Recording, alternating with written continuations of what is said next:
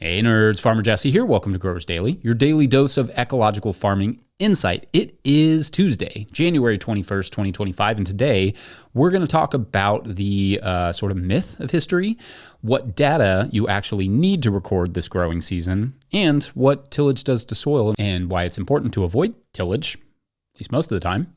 So let's do it.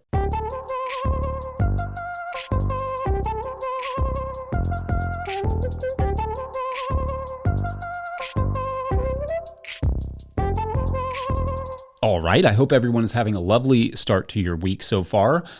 We are in the midst of another fun Arctic blast with near and below zero temperatures, so negative 17 degrees Celsius and colder. So lots of indoor time at the moment. I've been using the cold as an excuse to read a lot, and specifically this week I've been reading a lot about seafaring Polynesians, and man, I gotta say, there are few modern pieces of technology that will ever impress me as much as the fact that these tribes made canoes using bones and shells as tools and could sail them with great precision through the Pacific Ocean to very specific islands in large groups using things like stars and the sun and ocean currents, the moon, clouds, and migratory habits of birds and sea life as their guidance. Yeah. The 3 points on what they are called like the Polynesian Triangle, Hawaii, Easter Island, and New Zealand, are like 4,000 miles apart and more. They did that in a canoe. That's greater than the distance of driving from LA to New York City or from one side of Australia to the other. I, by contrast, get lost going to the mechanic in my own town. So yeah, many Polynesians are also horticulturalists who impressively brought trees and plants like coconut and taro root all that way on their journeys and adapted them to different climates and different growing conditions. They helped make the Polynesian islands and the waters around them incredibly rich and diverse through their hunting, fishing, and agricultural practices. Certainly, you all have no doubt picked up on the fact that I have a deep interest in understanding not only my own indigenous roots in Europe, from that would be like France, Ireland, Scotland, and England, presumably, but those all over the world. So expect me to continue to occasionally expound on these from time to time, as any good nerd with a daily podcast would. Also, it's possible that tropical tribes may get a little more attention in the winter than normal, having a hard time not wanting to be somewhere tropical, if only in my brain. One thing I wanted to touch on today, though, was not just the incredible ways in which these indigenous people utilized the natural world to guide them long distances and generally create robust food-laden ecologies, but how not very long ago any of this was. Let me explain. One thing that has happened to me as I get older is that my understanding of time and how close together events are has really started to come into focus. Let me demonstrate what I'm talking about by giving you some seemingly completely random facts about my father, who is currently alive and in his 70s. My father was born in 1950. When he was born, there were still people alive who had fought in the Civil War. Not many, but a few. My father was as old as his early 20s when the last known enslaved Black Americans passed away. There were still only 48 states when my father was born. Black Elk, second cousin to Crazy Horse, witness to the Battle of Little Bighorn, died the year my father was born also, and I will have no idea if you will find this as interesting as I do, but notably, Crazy Horse and Mark Twain were alive on the same continent at the same time, and Twain wrote The Adventures of Tom Sawyer the same year as the Battle of Little Bighorn. That would be 1876, which was the year before Crazy Horse was killed, 1877, which is a wild fact in my brain that those things were so close together. And no doubt some of the people who helped overthrow the Queen of Hawaii, Polynesian island, to relate back to that thread, in 1893 were still likely alive when my father was born. But also there were people who were born that year who were alive when I was born. All that to say, as you get older, you realize how almost nothing, especially in American history, happened all that long ago. And to be sure, you can witness this condensing of history as it happens in your own life. It makes me think of how I was born closer to the assassinations of both Martin Luther King, 14 years before I was born, and JFK, 19 years before I was born, than a child born today is from 9/11, which happened 23 and a half years ago. So all that to say, we tend to warp time with our stories about it. We tend to distort time by separating events into historical events or current ones, history class or social studies, when it's all pretty dang current. And the effects of it all are still evident and alive. So I guess what I'm thinking about today is how it wasn't, in effect, all that long ago that humans engaged with the natural world in a way that enriched it. And it wasn't all that long ago that we stopped or forced others to stop. Of course, An indigenous person, Polynesian or descendant of an enslaved American, will be like, yeah, dude, duh. But I guess I am somewhat of a testament to the fact that our educational systems lead us to believe these things happened longer ago than they actually did. Or as Einstein noted just before his death, notably only a few years after my father was born, quote, "The distinction between past, present, and future is only a stubbornly persistent illusion." I love that. It is indeed, Albert, all relative. Anyway, do with that random train of thought what you will, but we're going to take a quick break and then get to talking about crop planning and data taking, because that seems like as natural of a segue as any. Yeah, BRB.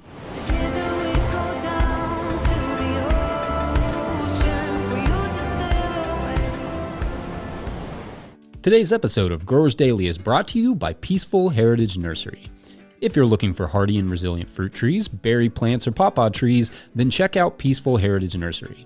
Peaceful Heritage Nursery LLC is a mail-order nursery shipping premium quality fruit trees and berry plants across the USA.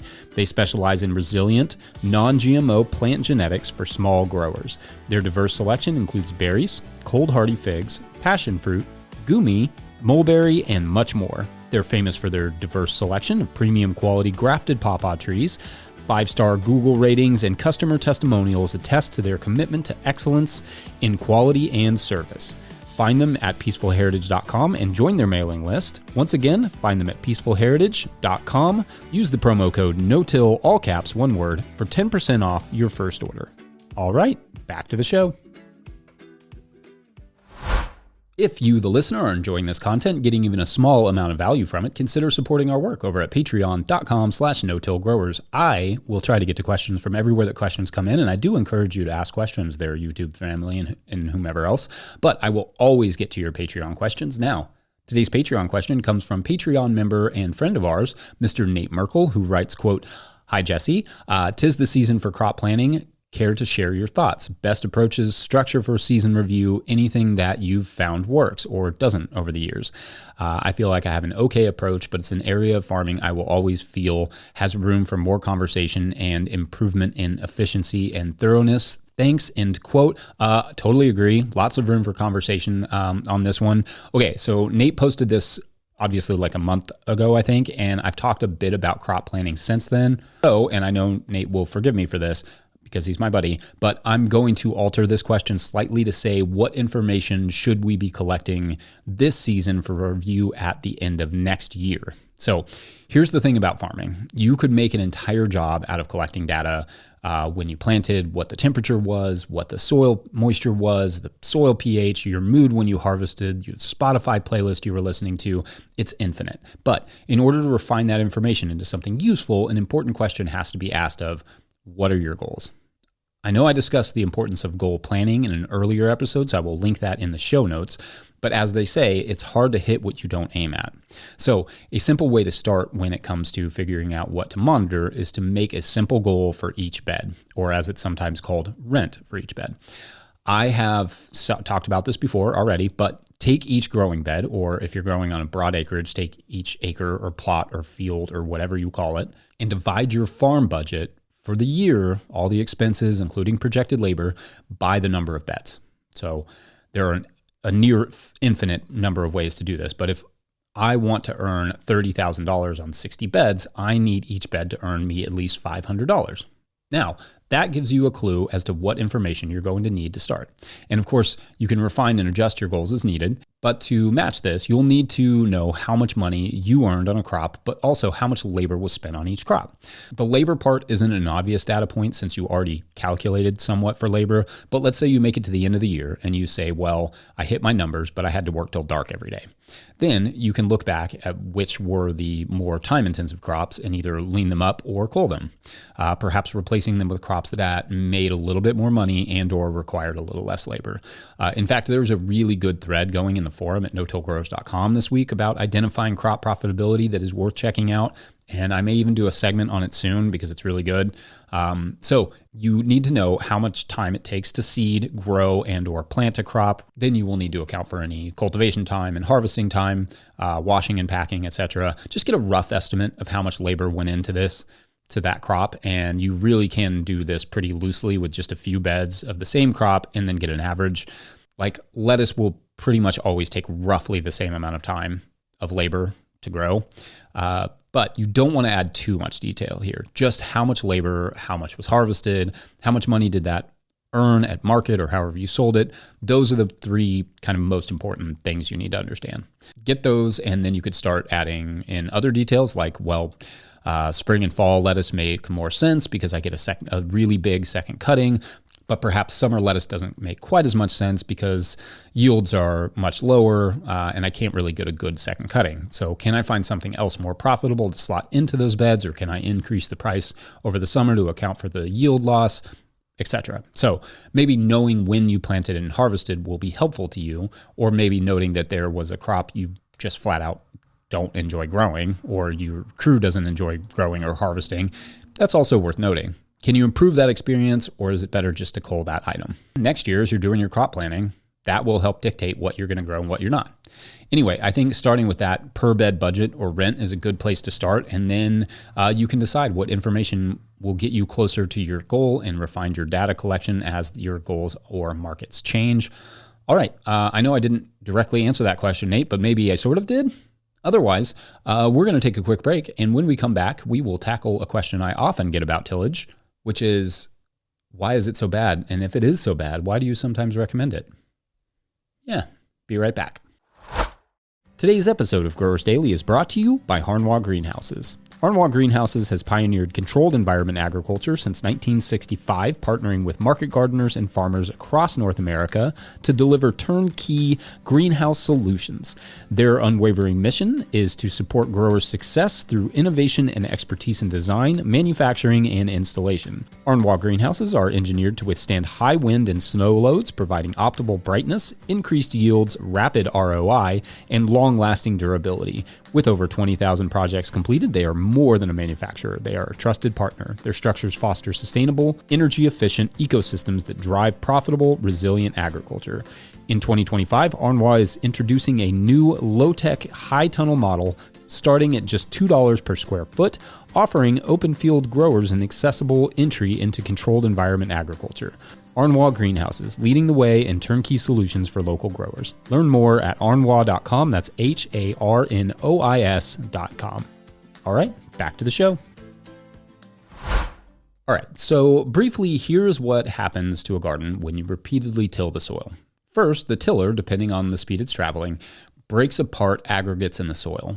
Soil aggregates are incredibly tiny clusters of soil particles wrapped around organic matter created by microbes in the soil just doing their thing.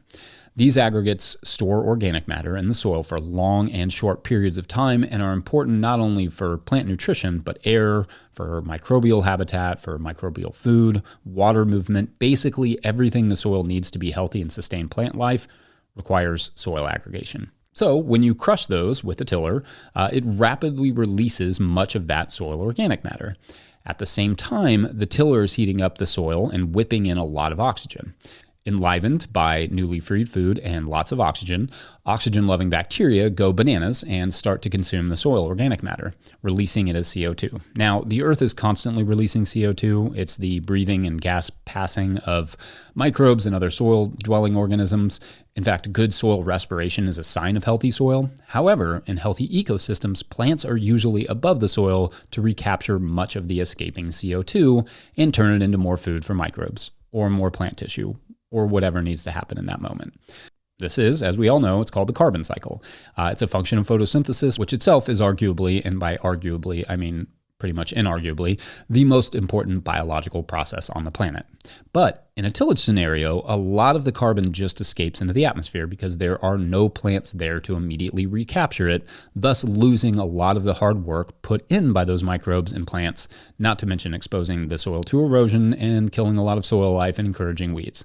So although I occasionally recommend tillage in the beginning of a garden when there is not a lot of organic matter there or soil aggregates to lose, I don't recommend it through the life of a garden, i.e. once the garden is established, because it undoes so much of what the soil needs to succeed and so much of what your plants do when you're growing them. When I am recommending tillage, it's because I want to lay a good foundation for never having to till again. Like when your soil is heavily compacted and has almost no soil organic matter, that is the time to get some compost and amendments like activated biochar down, and then break up that compaction and give yourself something worth protecting by reducing and or eliminating your regular tillage over time. Like you create a good foundation and then you can build on that. If your soil is in good shape, not compacted, and has decent soil organic matter, I might recommend no tillage to start. It may not be necessary. Also, I'm not precious about the top 2 inches of the soil. Like if you want to use a tilther to prepare your seed beds, I'm pretty much good with that. I use a rake and a hoe, and it more or less has the same effect at the same depth, just moves a little bit more slowly. It's that area around the rhizosphere at 4 to 8 inches down that we really need to be more precious about, because that is where the bulk of the microbes and aggregates reside. So we don't want to disturb that too much. Anyway, I know some people get highly dogmatic about these things, but my point is always that if you just dumped a bunch of compost over heavily depleted and compacted soils, you are not guaranteed anything for a year or two in terms of production. Maybe it works out, but more than likely, and I'm not just talking from my own experience, but the experience of lots of other growers, you will run into a full year of poor photosynthesis, meaning the soil is not being fed and built, which is good for neither you nor your soil. Anyway, that's good enough for today, I think. Let me know your thoughts on anything I discussed in this episode. Huge shouts to Willie Breeding for the theme music and the team at No-Till Growers. Also shouts to Epidemic Sound for the background music. Pick up a copy of the Living Soil Handbook or the Seed Farmer at notillgrowers.com to support our work. Big thank you to everyone over at patreon.com/notillgrowers, where at a certain level, or if you just bump up from one level to another, or you sign up in the month of January, you get a shout out on the show. So big shout outs today to some of our weeklies. We have Maina, Byron Green, and Stephen Smith. This week, the weeklies have founded a support group for millennials and middle-aged people who are coming to terms with the heart-wrenching fact that some of the music that they listened to when they were growing up is now considered classic rock, like No Doubt and Nirvana. All right. Thanks for listening and or watching. We will see you tomorrow. Tomorrow's Wednesday. Yeah, tomorrow. We'll see you then. Bye.